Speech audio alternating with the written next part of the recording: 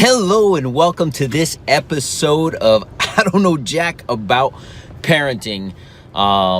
Today I'm going to be talking about the power of positive messages that you share with your children, but I can't share that without sharing the impact of the negative message. We'll be talking about that really soon.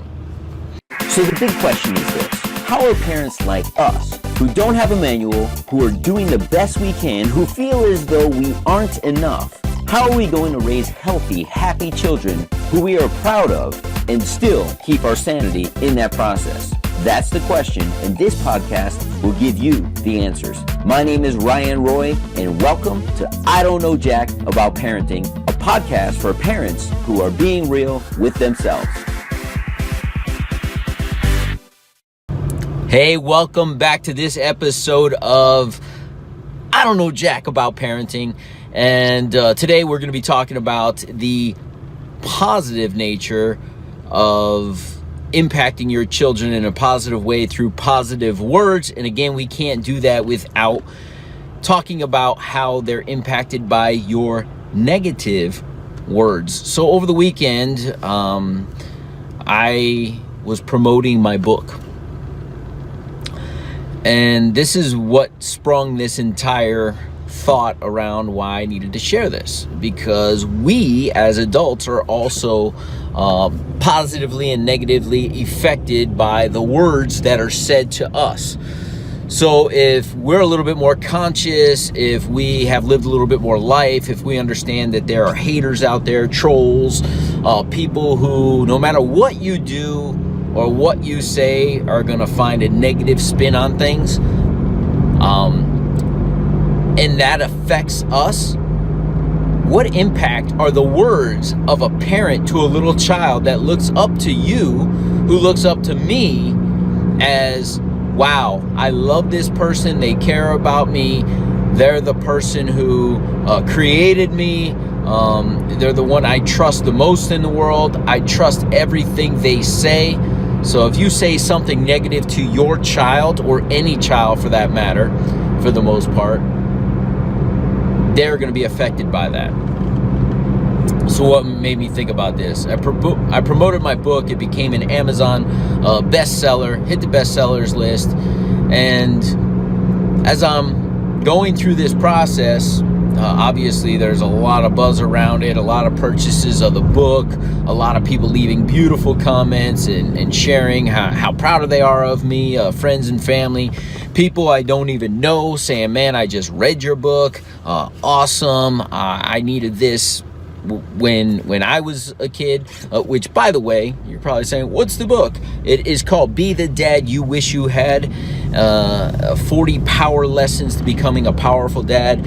And it is at BeTheDadYouWishYouHad.com. You could get your free copy there if you wish to have one. So I go to the reviews on it's also on Amazon. So I go to the reviews on Amazon and I was like, ooh, I got another review. Let me see what it has to say. And I look and I'm like, 1 star? Somebody gave me 1 star? Oh. And then this 1-star review has obviously nothing good to say. Now here's the thing. There was nothing but lies on there, saying that I'm a type of person who goes on social media talking about politics and some other googly gook. I am not that person. So, and basically saying that the book was worthless. But I gave this person more energy than this person deserved, because my first response, mind you, dozens of reviews. I've never responded to any of the positive reviews on my page. But every part of me wanted to say something to this person who had something negative to say. So much so that I clicked on this person. I scrolled to see if they had anything positive to say about anything. They've left 29 reviews on Amazon, most of them negative, but none of them as bad as the one that they left me. to be fair. A lot of 2 stars, 3 stars, but I was the only 1 star. And it got me thinking, if this is bothering me to the point that I'm going to research this person, if this is bothering me to the point to wanting to say something but refraining from doing so, I always say this: in parenting and in life, our response determines our outcome. Not our reaction, our response. So if we respond in a negative way, we're probably going to have something negative. If we respond in a positive way, we're probably going to have a positive outcome. So I decided not to respond at all at this point. But let's think about this. I've had dozens of positive reviews. Don't think anything of it. Hey, that's great, good. But 1 negative review, which leads me to a statistic I want to share. They say for that every negative thing you say to a person, children or people, it takes about 20 positive responses to negate that negative one. Whoa. So in order to empower our little ones, we must empower them with positive affirmations on a daily basis. So much so that when we say something negative, hopefully there's 20 that respond to it. That there are 20 that negate the negative one. Here's the thing. Most of us, myself included, as much as I pay attention to us, most of us tend to fill our children's heads with, oh, you shouldn't do that. Don't do that. No. I catch myself constantly going, how was that received? Let me empower him. I've been told by outsiders that, hey, I'm too positive with my kid. But when I know a statistic like that, I'm like, I don't think I could be too positive. As a matter of fact, quite the opposite.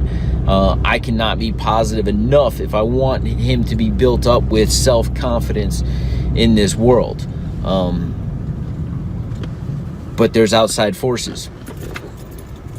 I'm going to share a story around something that recently happened.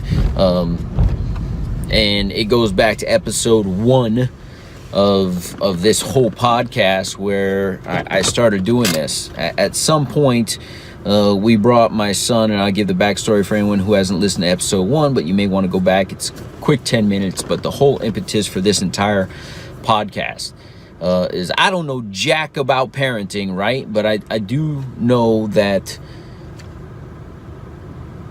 I do know that I need to look myself in the mirror in order for my son to be impacted in a positive way. I need to look at how I'm impacting him because I can't control the outside forces. So just a quick brief, my son got really frustrated with himself one day to the point where he punched himself in the face, and he said that and gave himself a black eye, and his response was, nobody ever says anything nice to me.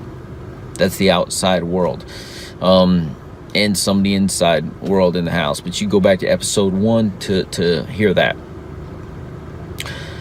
So soon after that, we brought him to somebody to test his heart to see if he's having any heart palpitations and things. And as he does have a minor heart condition that has never come to surface, he does have an irregular heartbeat that we need to monitor. So he had to wear a heart monitor. He wore it to school one day. Apparently some other kid touched his heart monitor, which created a little bit of anxiety in him, right? Nobody's supposed to touch it. We had a whole dialogue around that. I was in the school that day helping out with something, and his teacher saw me in the hallway, and she said, hey, I want you to know that another kid touched his heart monitor. He was a little concerned about it. Do you want to talk to him? And I was like, not really. I think he's okay. And she goes, well, he's in PE right now. I think you should talk to him. I'm like, She goes, would you walk down there with me? So I walked down. 100 kids in this PE class. They go on the loudspeaker. First of all, he's uncomfortable. Listen to the scenario that's going on. He's uncomfortable wearing his heart monitor at some level. Another kid touches it. His teacher draws attention to it. His father walks in the gym. Once his father walks in the gym, they go on a loudspeaker and pull him out of the middle of the class, which brings more attention to him. I immediately looked at him and I was like, hey, you want to go home? He's like, yeah. I was like, let's get out of here. Let's go have lunch together. to his teacher's like, "Are you sure?" I'm like, "Absolutely, I'm sure." I mean, in my mind, this is my thought. Why do I want to draw any more attention to him in an already uncomfortable situation? Because one of the diagnoses that we were considering is that he's stressed a little bit around different things. Why do I want to create more anxiety in my child who is suffering from some level of anxiety, is my thought. Why am I drawing so much attention to such a minor thing? And why is the teacher drawing so much attention to a minor thing? It's the outside world that can't control this. She goes, "Well, let's go get his folder and his backpack and everything." And we're walking down the hallway. My son's with me, and she's like, "Are you sure this is okay?" I'm like, "Yeah, it's perfectly fine." And then I'm just talking to him like, "Hey, we're going to go grab lunch. What do you want to do? Daddy hasn't had lunch yet. It's probably about 11:30. I was like, "Where do you want to go?" He's like, "I want to go to McDonald's." I don't want to go to McDonald's, but I also want to go to lunch with my son, spend some time with him. We get to the classroom. He's grabbing his backpack. She's grabbing his folder. She's handing it to me right in front of my son. Once again, the lack of awareness of the adults. She goes, "Are you sure this isn't an inconvenience?" Like, in my mind, my child is right there. How am I supposed to respond to that? If it was an inconvenience, and I imagine a lot of other parents who are less aware may say, it's an inconvenience, but, I'm here and blah, blah, blah, and then make the kid feel like less than. But I look at him. I look him dead in the eye. As she says that, he actually slouches his head down and his shoulders go down, and I'm watching all this body language. I look at him. I said, "That kid right there?" I looked him in the eye as I said this to her. He was to my left, she was to my right. He is never an inconvenience. There's nothing about him that's ever going to be an inconvenience, and today especially not. He and I are going to go enjoy an amazing afternoon. We're going to enjoy amazing lunch. We're going to go home and play some games, and we're going to make the best of the rest of our day. To that, he perked back up. He smiled. He came over. I gave him a hug. I said, "Let's get out of here, little guy." Listen, the most innocent words can be perceived as negative to the person receiving them. Her saying that he potentially was an inconvenience, if I would have said yes and clarified it, he would have felt bad for inconveniencing his father. The outside world is going to beat our children up all day long. We, as parents, need to empower them as much as possible. I cannot control the outside world. You cannot control the outside world. What you can control are the words that are coming out of your mouth, and whether they're empowering your child, or whether they're impacting them in a negative way. Choose your words carefully. I don't know jack about parenting, but I do know that I, to this day, want the approval of my mother. I do things all the time so I won't embarrass her, so that I won't disrespect her. And I imagine a lot of us do that. We need to honor the family name, right? Some people, we're taught, you have a good name, honor that name. So we still are seeking the approval of our parents. Just imagine our little ones, how much they seek our approval. So empower them with positive affirmation. We'll see you in the next episode of I Don't Know Jack About Parenting. Do you want to be the dad you wish you had? If so, go get my free book, Be the Dad You Wish You Had, at BeTheDadYouWishYouHad.com. Inside, you'll find my most effective 40 tips to quickly and easily transform yourself into the ideal dad. Go to BeTheDadYouWishYouHad.com now and get it while it's free.